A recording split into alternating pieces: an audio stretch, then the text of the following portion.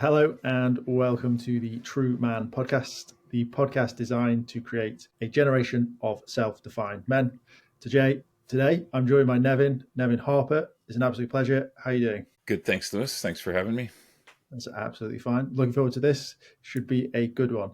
But first and foremost, Nevin, in your own words, what makes you a man? Yeah, I stewed on this when I first heard that that's your opening question. And then I thought, I'm going to not overthink it and not prepare and answer with whatever comes out right now. What makes a man makes me think of the pieces or the mechanisms that create something. So I think about development, and I think about development in a way that is a combination of what you're born with. So biology, in my case, outdoor plumbing, influences in my environment, which would be my family, my home, my community, the culture I grew up in, and all of those things collectively influenced what makes me a man. And the things that rise in my mind right now are watching my father growing up and seeing what he did and what role he played in our family, in my life, how he showed up in the community, his roles and his responsibilities as a member of what was in a very small town. It was only a few hundred people. So you tend to have more roles than just being a father or whatever, the person who works at the store. And I saw quite clearly what role he played as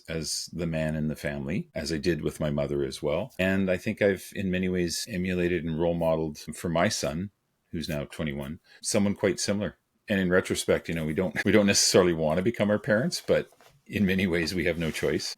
But we can also be autonomous and have our own sense of who we are in the world. And so I think what makes me a man is probably most driven beyond biology by just my relationship with my father, which actually wasn't necessarily a great relationship, but there was role modeling that happened that gave me quite clear indicators about what my responsibilities are going to be when I enter into a long-term relationship. Do you think that's a role or a version of yourself that you stepped into when you had kids? If I asked a young Nevin that question, do you think the answer would be different? I think I realized fairly early on that I was already starting to assume some of those same characteristics. And as a young man, those are the ones that annoy you. You're like, oh my God, I'm becoming my father. And that was difficult because I left home at 17 and my dad and I didn't get along, right? So there was clear tension there. But then as I realized these things that I'm recognizing are my father in me, like even something when driving, the way he held his hand, like in doing something with his fingers. I caught myself once driving with my, we drive on the other side. So I'm driving with my right hand, but my left hand is doing some kind of like sensory activity with fingertips. And I'm like, oh my God, I watched my dad do this for years. Those are the little bits and pieces that you recognize that had such significant influence on who I am. There's no denying it. So just be prepared to accept it. When I had kids, I heard him. I heard messages. I heard things he had said as a father that resonated because I was now saying them to my kids and to my wife. And, that everything from the cliches, just stay close. They grow up so quickly. You're like, oh my God, do all old people say this? Do all boomers say this? Blah, blah, blah. And then I'm now, my kids are almost adults. I'm mid-50s and I'm saying that to younger colleagues who are having kids. I think one of the things, and I think I ended up writing about this in our forthcoming book, is that we have a lot of unsettled feelings. Everybody does. And life is crazy and it's busy and it's economically it's challenging and there's lots of crap going on in the world. All of that creates uncertainty. And one of the things as a therapist that we try to do is we try to help clients reduce the amount of uncertainty in their life. And so by reducing uncertainty, there's more things that or at least have some sense of how they're going to play out, what they're about, and why. So role confusion around, let's say, being a man or gender for me was never an issue, but I've worked with lots of young people, adolescents, who are struggling with that. So I think there was something for me that I see as a great benefit is that I kind of had a sense of what that role looks like. And again, easily criticized as being, old fashioned or conservative, or I don't like that word because it's politicized too quickly. But when you think about the essence of the word, to conserve something, is to protect it. And this is what we do in culture. We protect traditions, we protect ritual and holiday and things that are meaningful, important to our community. And if on that particular day, every year the community comes together to celebrate something, then there's less uncertainty about the weeks before and after, because the whole community knows what's about to happen. There's this sense of harmony that comes from reducing uncertainty. And I think it's coming to mind now that I'm relating that to my role as a man. There's a bit of a stat that's been released recently that says you'll spend 99% of your time that you'll ever spend with your children by the time they turn 18. Why do you think that is? And what do you think men can do to either A, change that if you think it's changeable, or B, enjoy the time that they do have? Okay. Lots comes up there, Lewis. I think you might need to keep me focused on that question, because there's a whole bunch of ideas popping here right now. 99%. Yes. And maybe that stat might be different a few years from now, because when we have this Western notion of kids launching from home, right? Like the empty nest syndrome for the parents, and this preparation that happens that somehow mysteriously at, 18, 19, 20 years of age, that people just suddenly become adults and can go off and get their jobs and go to school and live their lives. I think, and I know, at least in the 3 major cities in Canada that are the 3 most expensive places to live, that kids are staying home a hell of a lot longer. I think the Canadian national average, at least for boys, is about 28 average. Now, I'm not going to cite that, because to me, when I first read that, I thought that's outrageous. That's ridiculously high. But you obviously have outliers. But you also have the majority staying longer and longer, which can push that average up. So now you're talking about 99% of your contact with your kids before the age of 28. That could be the third of their life. If we say, like previously I was talking about conservative or traditional or ancestral ideas, kids used to stay at home longer. They didn't tend to leave home until they were prepared to probably get married and have their own home. Right. So we've this modern Western world. It's based on individualism. It's based on doing it on your own. It's based on go out and earn and make your own way. Well, that means breaking free out from under the wing of your parents, which was that safety or sort of home base, and venturing out into the wilds of adulthood. And I think that is becoming more and more difficult for a number of reasons. And part of it is economic. Part of it is just the difficulty. I think also there's this strange competitive nature in economies right now where we've got lots of automation. And so a lot of the trades and more hands-on work is being replaced. And the competitive world of startups, entrepreneurship, I mean, what we're doing right now, some people are making complete livings out of just having conversations online. These are economies that didn't exist for us. So there's actually more uncertainty about what the future might hold. My father was a welder primarily, right? Grade 9 education, hardworking man, ran his own businesses. I could have easily, and in high school, instead of taking welding, I took mechanics because I wasn't on the academic track. I was on the trades track. I could have easily left high school as an apprentice mechanic. And I could now, how many ever years later, be retired from being a mechanic and probably had a great life and, enjoyed it. My older sister actually took welding in high school because she was probably trying to follow the path into my father's business. And that, again, is like a really, really old pattern of behavior in terms of, families that are in one particular type of business. The uncertainty is almost eliminated because you know what you're going to do. But the modern world is like, no, you can follow your dreams and find your passions. And the truth is, dreams and passions don't pay the bills. And from a pragmatic perspective, you have to balance, what am I good at? What do I know? How can I make a living at it? And then how can I find some dreams and passions to do either on the side or build them up so that I can eventually replace them? So back to the question, I'm probably well off track now. No, it's awesome. Okay. I'm a big fan. I'm a big fan of it as well. Like you look at like European cultures and like family and dinner time, and you look at Canada, America, and the UK, and this sort of almost constant hustle of around what it is that you have to do. And you look at a French family, and we take August off, and the grapes are grown, we're off now. Or they spend 2 hours for lunch, and you can see those relationships, and you can see it's a different lifestyle for sure. But I think maybe it's a slightly better one. It's something that I want to instill in the family that I have one day, and it's sort of where my head's at with it also. Yeah, I can see there's almost a failing of the economies of America and Canada and that sort of the American dream, if you will, and this sort of independence and off you go, and almost having to go back to that, well, we best all club together and survive Well, together. we're seeing it in later life now too. And I've got, because I'm at the age that I am, I'm around a lot of colleagues and friends that are dealing with the end of life of their parents. And they're working so hard to rebuild connection and that sense of togetherness. And this is family. And yet there was probably could be 10, 20, 30-year gap if they lived like in Canada. We tend to move around and we're long distances from family. So, I would, for years, would be like 1 or 2 phone calls a year. Like that was it. That was the contact I had with my parents, through my 20s and 30s.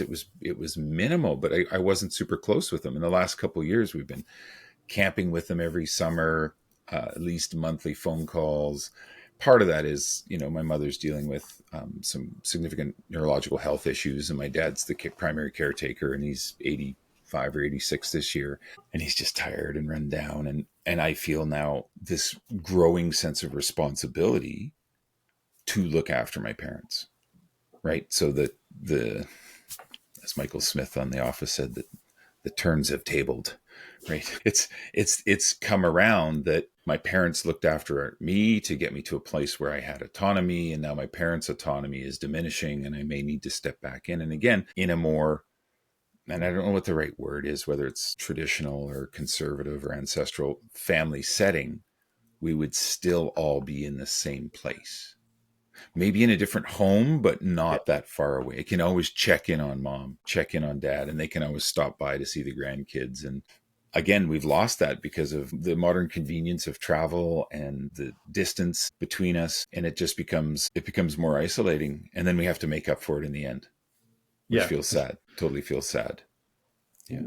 Why don't we get a little bit into why I brought you onto the podcast, which is the book. So tell everyone a little bit about the book and why you decided it needed to be written. Okay. The book is about adolescence. It is about youth primarily and their state of mental health. So our subtitle is Understanding. I'm actually looking at it. Sorry, I've got an early abridged, uncorrected copy. Understanding and Supporting Youth Mental Health. So not in any way is it sensationalizing a crisis or saying like, these are the 7 steps to rescue teens. My colleague, Will Dobud, who's a professor, he's an American professor in Adelaide, Australia, at Charles Sturt University. He's a social work practitioner trainer, basically. And my background is both as an outdoors guide and as a registered clinical counselor. So we both bring outdoor therapies into the front of our work and our energies. We were sitting at a conference in Norway. We're up in this mountain community, Hovden, looking around at all of our colleagues, and some we've known for decades. And we get together every couple of years and we talk about doing therapy outdoors. And we realize the numbers are just getting worse. And why is it that there's more counselors, social workers, psychologists now than ever before? And yet the numbers are still getting worse. Or at least that's the way they're being presented in the media. And then we've got this response, which is a little bit like a moral panic. Like, youth today, they're depressed, they're anxious. We even have books labeling an entire generation, the anxious generation. Jonathan Haidt's bestseller from last year. And that's led to a lot of interventionist behavior. Like we have to do things to make kids better, like as if the problem was within the kids. And so Will and I had said, we need to go to 40,000 feet. Standard measurement term. I'm not sure how that translates to the UK, but it doesn't work for here either. But anyways, we go to 40,000 feet and we have a look, and I start interviewing all sorts of people. And we started with the genesis of the book was actually going to be focused on boys. It was going to be about boys. And as we started interviewing experts from around the world on these topics, they just kept talking about kids.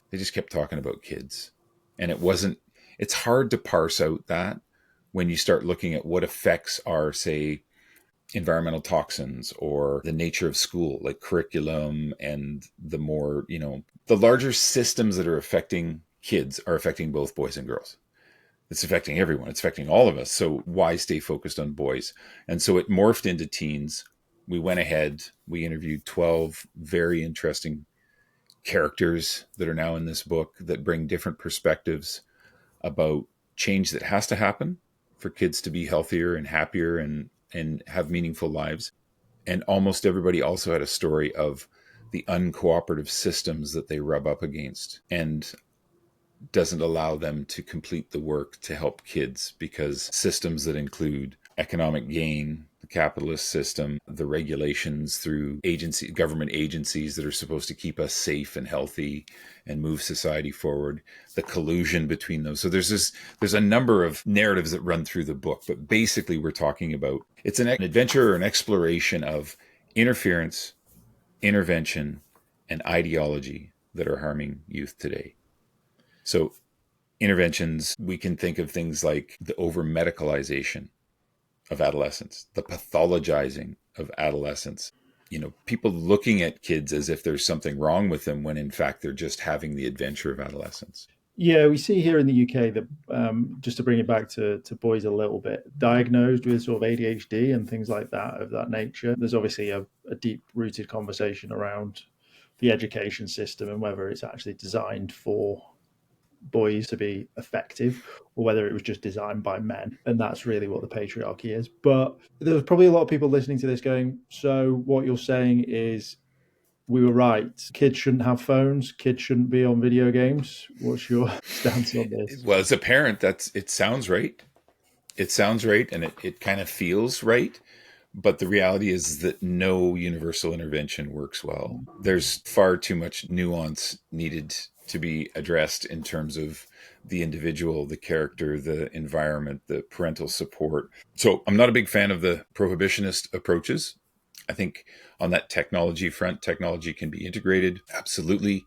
A lot of our teachers in the classroom, around the world are actually young educators that don't even have families yet themselves, but they know that the world is driven by technology and that young people have to be adept at it.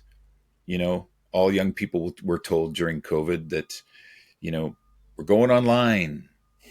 You're good at this. You kids have got this. You already know this stuff.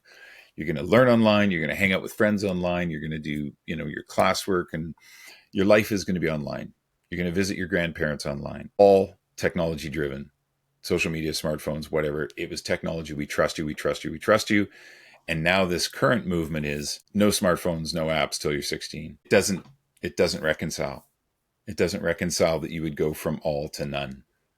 And most universal interventions that are like that have some kind of regrettable substitution that comes from them. Like there's going to be some kind of response, and whether that's more underground behavior or kids bringing two phones and locking up the cell phone. Here's my phone, it's locked up, but then still being able to do their thing. Like that's how kids operate, right? Like don't like to be told what to do. The educational system itself, I mean, you mentioned something about the design of school. Schools have a long legacy of using the same models and maps that they started with hundreds of years ago, straight rows, desks, listening to someone at the front, bells triggering when you move from one box to another box to take another lesson in. It's regimented, and it's not the healthiest way to learn. And we know that doesn't have anything to do with gender, right?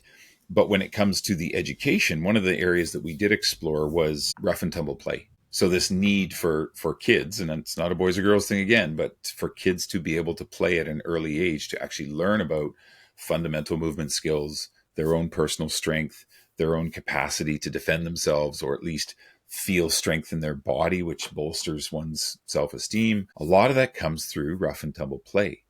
I have had a student in the past, a graduate student, whose mother for years was like a certified rough and tumble play trainer for early care centers. So for early childhood educators, they actually had training courses with certification on how to facilitate kids basically having little fights, but letting the kids decide, about their social relationship with the other person. This is my friend. Like Lewis and I are friends.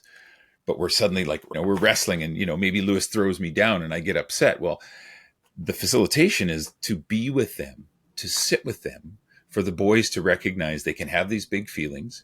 They can have this emotion. I'm so angry at Lewis. He's such a jerk, blah, blah, but sitting with them and allowing that to happen, and then having them processing at a cognitive level and going, oh, but we're still friends. and that's okay. And maybe I'll get him next time. That's growth and development. That's where one can build like knowledge and emotional capacity through those life experiences if the adult is willing to sit with them through it. But if we instead say, and again, prohibitionist behavior, no play fighting, no physical contact on the schoolyard, no touching, right? Like if we get that prohibitive in terms of kids' behavior, where's the possibility for development? Like, so those things have been eliminated. And there is one argument, we kind of touch on it in the book, and we thought, oh, the research is so back and forth on this and it's a little bit contentious. Let's just state it and like kind of dip in, say it and get out. The majority of early years teachers are female. Fact. That contribution beyond that is what someone has to come up with themselves. We need more males in youth work. We need more males in counseling because, about 50% of the population that needs help is male, and sometimes having someone that can have the same lived experience is the better fit for that. But also the perceptions, and again, this is not based in evidence, this is more conceptual, theoretical, that a lot of those decisions around kids not play fighting or rough and tumble and not letting the boys be boys is driven by this perception that that is violence and that it's not a developmental thing. That's violence. We had a Norwegian expert on risky play interviewed for the book, and she was saying that the same thing has happened in Norway, but a little bit less.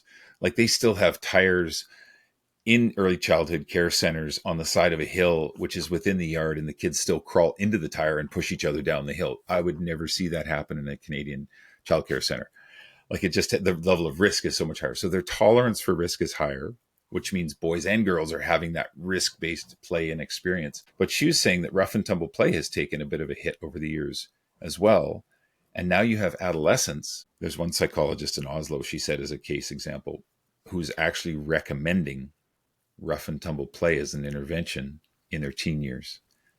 So they actually get a chance to be physical with their body, with another person of the same age and about the same developmental capacity, to learn about their body and their abilities. So back to boys, imagine boys who usually are a little more rambunctious, a little harder to sit in rows and sit patiently and wait in line. What's missing for them if they don't have access to that physicality with their friends? What's missing? What's the risk developmentally?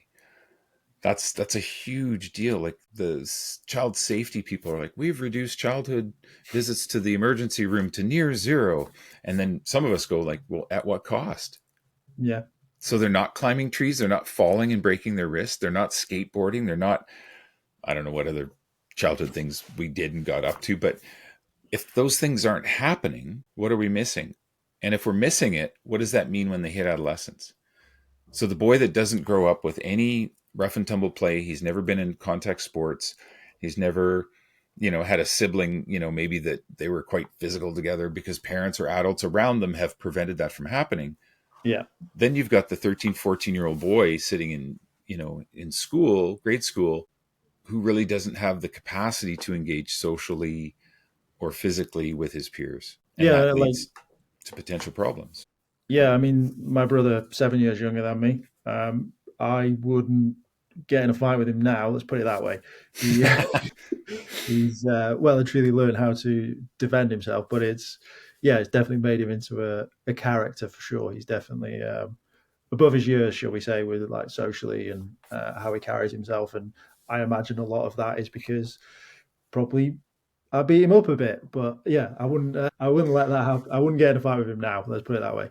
Yeah, it's definitely he'll definitely win that one. So yeah, I see it. Do you think as a society we've not gone through hardship in a long time, and do you think we've just essentially wrapped kids in cotton wool? Like the only hardship we've had is COVID. And this isn't my quote, someone pulled together 3 or 4 different cultural expressions that are quite similar, and it's the hard times make hard men make easy times make soft men. However that goes, I mean, I'm probably misquoting it. The idea is that we haven't lived through the challenges of our parents' generation. My dad was born in the 30s, in a wood heated, not plumbed farmhouse out on the prairies in central Canada. That was hard times. That's nightjar and riding a horse to school and working hard on a farm and the schoolhouse is looked after by someone who graduated from grade 11 in the community. You know what I mean? Like it was books that the government sent and said, this is grade 8, this is grade 6. So I think my parents lived through hard times. I saw how hard my parents had to work to provide for us as kids. I didn't leave with anything. I didn't leave with any, trust fund or anything. Like my parents just barely have enough to finish their years. But I saw how hard it took and how much work they had to put in. And I think it does temper someone to be more sort of resilient, to be more capable of getting things done for yourself. I don't remember my father or mother in this case hiring people to do anything around the house ever. And I adopted that as best I can, although my lifestyle, say in the last 20 years, has become more, well, it's academic now, and I try still to work on the property and build and fix things. But we bought our place without a lawyer, without a government building inspector, without a lawyer, because I figured out how to write the contract. I figured out what needed to be inspected and asked a builder friend to come and do it for a case of beer. And we just worked around it. We figured out how to get stuff done. I've repaired our septic field. I've replaced the roof. Like what I didn't know how to do, I figured out and I did it. I don't know that that's going to be the case with the next generation. We live more urban, like primarily urban. Canada is like 80-90% urban based now. So you have very few people that actually have to figure out how to maintain all those basic things for keeping yourself, in Maslow's needs in terms of warm, dry, and fed. We see it a lot that you want to do better than your parents did, right? You want to earn more money than them. You want to give your kids the stuff that you didn't have, and almost look at that from a capitalist point of view. Society is always trying to excel and get better and become more of a machine, quote unquote, I guess, is sort of where it's heading towards. How do you instill those traits into your children whilst also being successful yourself? Like, how do you keep resilience within kids, and how do you keep them wanting to explore and wanting them to be engaged when you're doing so well yourself? With the assumption that we're doing well ourselves. Yeah. Maybe there's the perception of it, right? Like, yeah, I can show you my bank statements. I'm not doing great, right? Writing books doesn't actually make any money. I'm not the government. You don't have to pretend. That's right. I think it's important to recognize that we do live in a growth economy. Like the model is growth. It's always bigger, better, more efficient. We see it in production value of things. There's something you really like, you buy it and you're like, oh, this is so awesome. And then you replace it 5 to 10 years later and you go, oh, they're not making them as well as they used to, but they're still selling more, right? Like make it cheaper, sell it faster, but always sell it for more. I think again, with economics, current situation in the world, I think we've been spoiled. I think we've had too much. I think the Western countries that have been in that 1%, we're probably going to see some pretty significant regression in the next few years. And for me, I like to think about moving back towards, I'm going to forget the guy's name. He had compared the growth economy to the gift economy in a book called Sacred Economics. I can't remember the guy's name. He's a philosopher from the States. But the idea is that, again, traditional ancestral communities, you couldn't overproduce anything. If you overproduced food, if you overhunted, you had waste. So you shared. And then other people recognize your generosity. So this idea is that a true economy of people could be a gift economy. Everybody brings forward what they're good at and they do it for the sake of the community. And it's gifted to others. And then, everybody's skills are gifted. So what does that look like? We live in a community with 45 homes. We have our own water system. Like people who say, oh, that's just old school again. That's conservative, or it's old. It's like living in the past. Well, we also can share a tractor. Like we're a part owner. My family owns 1/8 of a dairy cow, right? How do you do that? Well, we get 2 liters of milk a week. Like that's what we get, right? That's that economy. It's 4 liters a week. They're really big producers. We get 2 big 2-liter jars a week. But that is the gift economy, as opposed to the growth economy, which was everybody has to go to the store and buy your own milk. Instilling that in kids, I think, is parental choices. That fine balance between wanting to provide for your kids and wanting them to do well and trying not to live your life through theirs, but then also making sure that they have to work hard for some things on their own. whether that's It's getting interesting. jobs. That's an interesting point. Living your life through theirs. Do you think that's part of it? Do you think that's part of why we found it where we found ourselves? You ever been around youth sport? I grew up in a youth sport where on many occasions parents were banned from coming inside the hockey arena. Like when you have parents yelling at kids, threatening referees, wanting to come over the glass to fight the opposing team, like it's insanity. And you can tell the unfulfilled dreams of the parents are now potentially going to be fulfilled through their kids. The overbearing parent that pushes way too hard. I mean, there's a great balance between like parenting books that are out there. And, there's like the Tiger Mom and the parents that are just all about performance. And our kids have to be in all these things and they overprogram them, hoping for a good interview into a college of their choice. At what cost? What is that kid losing in terms of their own adventures as a child to learn their own things? And I think identity is a big part of that. I think the exploration for identity, again, for boys and girls at an early age, it starts and it accelerates through the teen years. Who am I? Who am I going to be relative to my parents and my friends? And am I going to be a part of this community, or do I want to go travel and be a part of another community? Who am I going to end up with? Who am I going to marry? Am I going to have kids? Am I going to be a parent? Like all of that should be the adventure of adolescence. Yeah. And yet so much adult intervention is telling kids what to do, where to take these courses, do this, all this extracurricular. Then you're going to go to college. Then you're going to become rich at least and provide for your family and da, da, da, da, da. And I juxtapose that in our book with an infant learning to go from crawling to walking. Like we can be there and we can pad things and move the sharp objects away and be encouraging. But ultimately, do we tell that child how to walk? Do we tell them where to put their feet? Do we grab them and say, no, you have to do this with your legs? No, of course not. It's a complete adventure because communication isn't there. And then we get into the next phase of growth and learning, like the preteen and teen years, and we're just telling kids what to do all the time. So some of the other stuff that I do is I go into schools, and one of the questions we ask at the end of our sessions is what you're looking forward to as a man. And what we were expecting and what we got are two very different things. Based on the news and how it was, we were expecting everyone to say they want to be an influencer, they want to have loads of money, and they want to drive a sports car. But it was as simple as having a job and owning a car and potentially raising a family. It was just pure independence. And one of the things that I think is missing in boys particularly, and probably kids in general, is critical thinking, right? Is this just ability to make an autonomous decision? And it's something that we're trying to teach, and we see it when we say, name something good about this person. They can do that really easy. But when you say, name something bad about this person, they're just like, I can't. It's almost impossible to, if they were to pick something that they liked, there's nothing bad about it.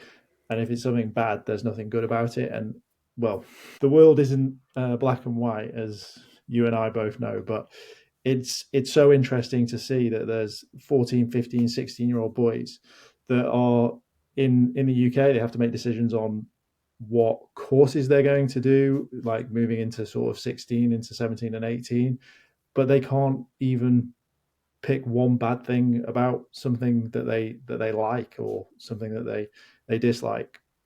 Where do you think that skill's gone, or do you think it was never taught in the first place anyway? Yeah, that's quite interesting.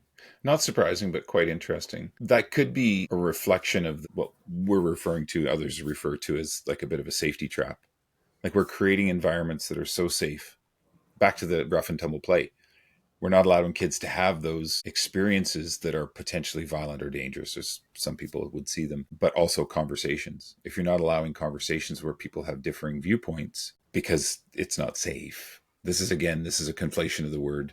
It's an overreach of the word in terms of the way it shows up, say, in university classrooms or in high school classrooms, where kids are basically kept from having debates where they share different opinions. I've one example in a university setting. We had, I was teaching group counseling. There was a exercise that one of the students had developed to get a group talking about the pros and cons of divorce. The idea was that students were going to have a conversation where there were differing opinions. And one of the students in that group was a devout Christian. And for her, she had said, I just can't wrap my head around that. I can't see that there would be anything beneficial about divorce because of the way that my family and my belief system feel about the institution of marriage and in the eyes of God and da da da da. The fact that they went almost head to head with those beliefs, students were willing to be going head to head with the beliefs, and you could just see how uncomfortable everybody was. So I was able to facilitate a conversation where people could say, well, you can have your beliefs and I will not judge you. We'll find a way to work through it on this exercise. Most university classrooms would never allow that kind of conversation because they don't want anyone to feel upset or that their ideas are being challenged. So critical thinking, I think, comes from actually getting pushback on what you think and believe. That has to start early. If your ideas aren't challenged, they're not going to develop. They're not going to progress. They're not going to actually become better ideas. Physically, I worked with young offenders for a bunch of years. I used to run wilderness programs. Like I would get a van with my employer and two of us guides would basically go to the correctional center and sign out 10 of the finest young men, usually 16 to 18 years of age. And then we would disappear into the bush for 30 days. Like we'd do ocean canoe trips. We'd go up into the mountains. We'd do some solo activities, but group, unofficial, lay counseling every night around the fire, constant. But we also worked with these guys around, social emotional skills that weren't developed. We did a lot of physical activities and games that were almost fighting, like lots of rope jousting and like we're on the beaches. So we've got these big logs and trying to knock each other off logs and, things that were really, really physical and challenging. But it would be okay if you lost and you wouldn't lose face among a bunch of other boys from the correctional center. Sumo wrestling on the beach, just with a big circle drawn in the sand and having set rules about what you can and can't do. And again, guys are learning to be in relationship with other guys and be physical with other guys and figure out their strengths and weaknesses and also staying in social relationships. So their bodies are actually regulated. They're not getting angry. They're not losing it emotionally because they're getting pinned down by someone. It's developmental stuff that would have just happened if kids had more freedom to just play in ways that they need to play. And again, a lot of that isn't adult intervention. That's just letting kids be together, letting them have their interactions, letting them have their, not to say turn your back on kids fighting. That's not at all what I'm saying. But there's a certain amount of that has to happen. And the strength that young girls can learn about themselves and their sense of self and their ability to think I can actually potentially protect myself from harm is absolutely powerful. So if they're not getting that rough and tumble play, they're also missing out on some developmental piece that becomes like a fracture that they live with as they grow up. I mean, we use the term fractures in our book a fair bit. Michael Unger, he's a social work professor from Canada, uses that term for missed developmental opportunities. Like a broken bone, you can figure out how to set it, how to cast it, how to mend it, and then recoup after that. Well, developmental fractures also occur, and they can show up anywhere. And most of us are still dealing with them. Most of us are still dealing with fractures that have occurred earlier in life. My client group right now is primarily young men that have, kids and families of their own. And the stuff that we eventually get to is some kind of developmental gap that occurred for some reason. And the importance is not about why it happened, where it happened, how it happened, but how can we mend and heal that developmental gap now? Yeah, I think social media is probably the biggest thing for that. This new, I can't be offended kind of thing. We live in essentially free echo chambers. You can scroll how you like and you can just receive content you want to see. No one is really challenged. I mean, debates on telly are sort of chopped up into clips and made to look like both sides won and shared across the respective platforms so that people see it how they want to see it, right? So that's the one thing I find scary about social media, I think, is this like we're just living in this sort of weird echo chamber. I like actively make an effort to follow people that I don't agree with, and I actively have people on this podcast that I 100% disagree with, just to keep that part of me sharp, because it's just, yeah, you never know when you're going to have a conversation with someone that you need to duck and dive and dodge a little bit and Yeah. think a bit more about what you're saying, and maybe change what you think as well, right? Like, I think there's this sort of conservative, Republican, Labour, conservative here in the UK. You're on one side or the other, and you're almost never allowed to have another opinion, vegetarian or not. Like, you're just, if you change Yeah. your side, you're ostracized almost. And it's Yeah. quite a bizarre world that we're finding ourselves in. So weirdly connected, yet so isolating at the same time. Yeah, Which for is, sure. It's not much different in the academic literature. You can find all the literature you need to support the point that you're making. Research, there's so much research, especially in psychology and in a lot of the sciences, that hasn't been replicated.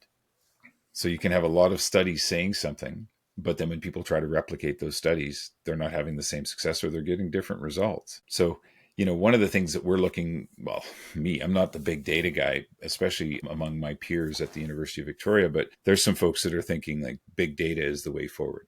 So rather than doing studies, study here, study there, study here, study there, and then even trying to collaborate or collate them in like review papers and review studies, is that we have data.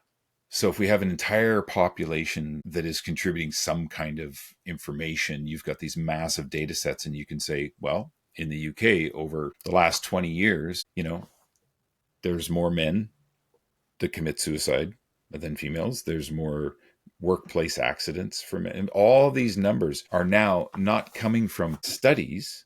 They're coming from big data, and they actually have real impact. I've heard a few people speaking about Richard Reeves, who's of Boys and Men book, and he's the executive director of the American Institute for Boys and Men. And there's also a sister organization that's just started in the UK that I don't know if they're in partnership with or not, but they're using big data. So they're getting answers through, basically quantum computing now, and AI, of course, is going to be at the driver of that, and it may in fact just completely displace all the researchers in the universities, which I'm not overly attached to the title, so it'll be fine for me to go back to guiding. But yeah, I'm sorry. that's an interesting part for me, is that I'm now seeing stuff coming through in the academic literature and in the mainstream, and it's being published, and it's like, of course, like men die on the front lines of every war extremely disproportionately. And to be honest, I'm not okay with war, but I'm okay that it's men that are going to war primarily. If women want to go to war, the right should be there, of course. There's no need for a human rights issue on that front. But it's also biology. We include in our book a teaching story, a Lakota teaching story from Dr. Martin Brokenleg, who we interviewed for the book, who I've met, 20 plus years ago, lives local here. It's the story of the buffalo on the prairies. If there's a predator, the first line of defense is the bulls. It's the outside circle. And it's because they're the biggest and they're actually the strongest. That's just biology. And their role is to protect the family and the herd. But they're the least needed for the survival of the herd. Ultimately, you only need one bull, right? So the bulls are actually, it's not to say that they're the least worthy. It's just that they're the least important for the survival of the herd. The middle circle is the cows. The cows are also protectors, and they will back up the bulls if necessary to deal with the predator, because they also can protect. The middle circle is the calves. The calves are the most important to the survival of the herd. The cows being second, the bulls being third. That is a teaching story that could be interpreted in so many different ways. And again, easily being challenged by someone going, oh, that's just conservative, or that's just, old school thinking, and you're not very modern or progressive. That's just good biology. And what it also does is it provides the calves with role models to know what their roles and responsibilities might be when they grow up. Am I going to be in the middle circle? Am I going to be in that outside circle? That is my responsibility, and uncertainty is reduced. And again, this is why traditional cultures hang on to traditions. This is why particular cultures hang on to and stay close to their religious doctrines. It's because it actually makes a lot of decision making quite simple. But at the same time, we know in the modern world, things change. And if religions and cultures and practices don't morph and adapt and change with them, then there's often dissonance and problems.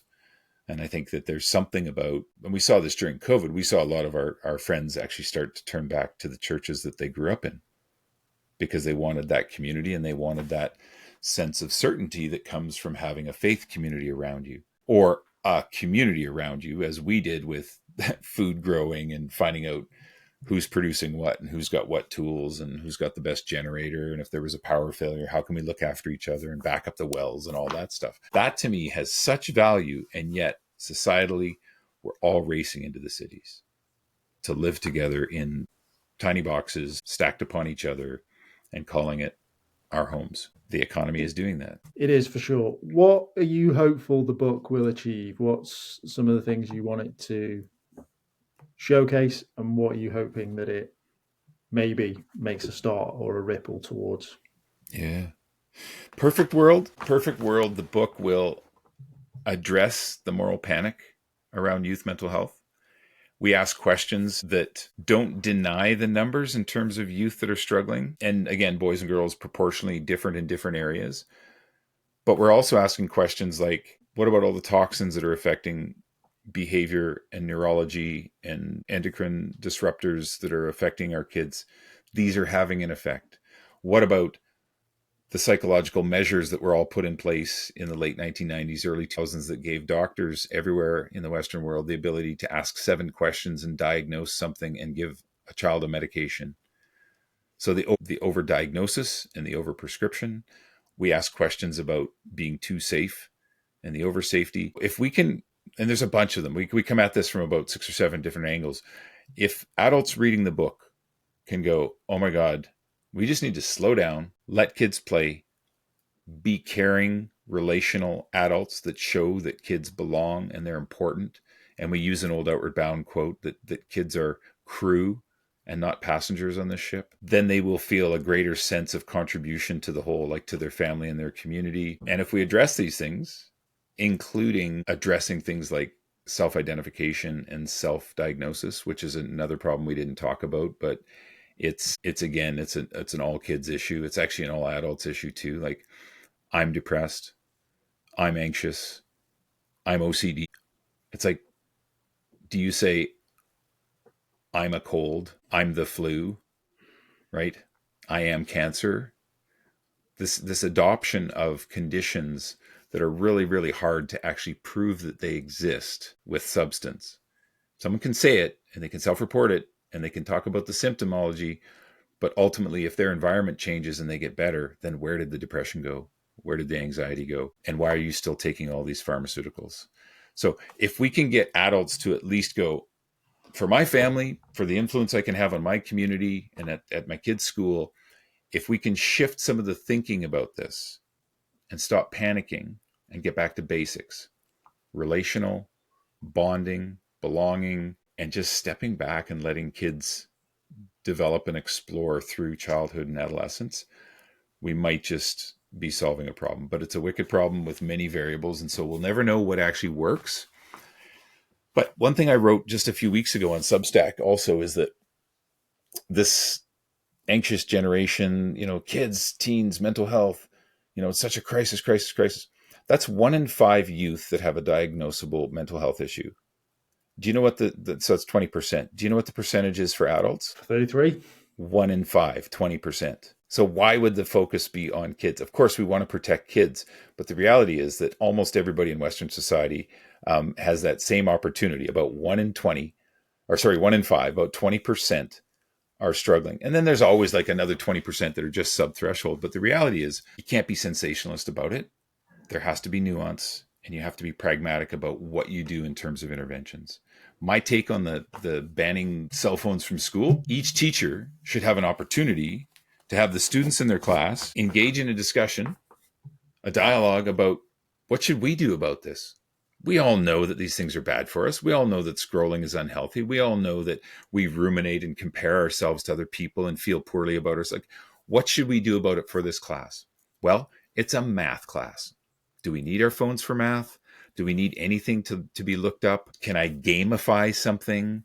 Can we have a quiz at the end where we all get our phones out, but until then, everybody puts them away? Like, if the kids are passengers on the ship, they will feel empowered to make decisions for themselves. That has long-term consequences and benefit. But if we just simply say bell to bell, you have to lock up your phone, no phones at school, as much as I say as a parent, it kind of feels right, it's not the best thing for the kids. So, I mean, that would be my hopes, is that we can just try to move the needle in a way that is sustainable and memorable and not just a flash in the pan, sensationalist, reactive approach. Nevin, it's been an absolute pleasure. If people have liked what they heard and they want to find out more, or they want to get the book, let them know where they can get it. And I will leave the final thoughts with you also. Okay. Thanks. Well, for the book, kidsthesedaysbook.com. We couldn't get kidsthesedays.com because it was already taken. It's a common phrase. There's actually a couple books by that name. But if you go to kidsthesedaysbook.com, you'll get to see about the book, about the people we've interviewed, some of the ideas in the book. Also, there's a place there for people to sign up if they're supporters of our ideas to join us on our book launch team. We're trying to build book launch teams in different nations. It's all about the Amazon algorithm. Nobody seems to know how to beat it, but every once in a while, some books go really big and they make more opportunities to move that needle. So if you're supportive, go there. If you Google Nevin Harper, you can find me online. I've got my own website. I'm at the University of Victoria. I have a Substack called Adults in the Room, and I'm on LinkedIn. That's the only social media I do is LinkedIn. So if you want to find me on social media, it's LinkedIn or not. Final thoughts. I just appreciate this opportunity. I work alone so much. I teach part of the year, but then the rest of the year I spend in my office with my head down, reading and writing.